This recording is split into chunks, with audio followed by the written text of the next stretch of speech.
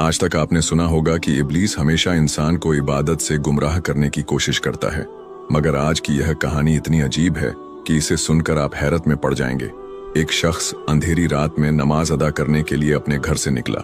रास्ता बहुत अंधेरा था और चलते हुए उसे ठोकर लग गई। वह मुंह के बल गिर पड़ा और कीचड़ से लथपथ हो गया। गंदे कपड़े देखकर वह वापस घर लौटा, लिबास बदला और फिर से मस्जिद की ओर रवाना हुआ। अभी कुछ ही कदम चला था कि उसे दोबारा ठोकर लगी और वह फिर गिर पड़ा, मगर उसकी हिम्मत कम न हुई। वह फिर घर लौटा, कपड़े बदले और एक बार फिर मस्जिद की ओर बढ़ा। इस बार जब वह घर से बाहर निकला तो दरवाजे पर एक अजनबी खड़ा था, जिसके हाथ में एक चमकता हुआ चिराग था। अजनबी चुपचाप उसके आगे आगे मस्जिद की तरफ चल पड़ा। चिराग की रोशनी में इस बार रास्ता साफ नजर आ रहा था और वह बिना किसी मुश्किल के मस्जिद पहुंच गया।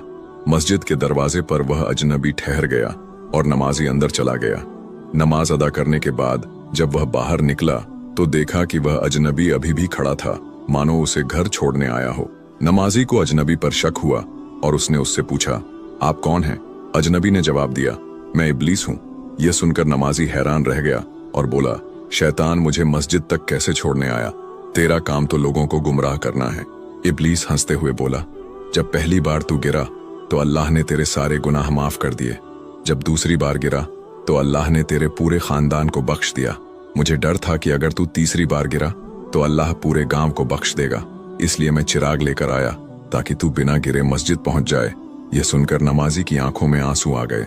उसने सजदे में गिरकर अल्लाह का शुक्र अदा किया कि उसकी मेहनत और नियत को अल्लाह ने कबूल कर लिया।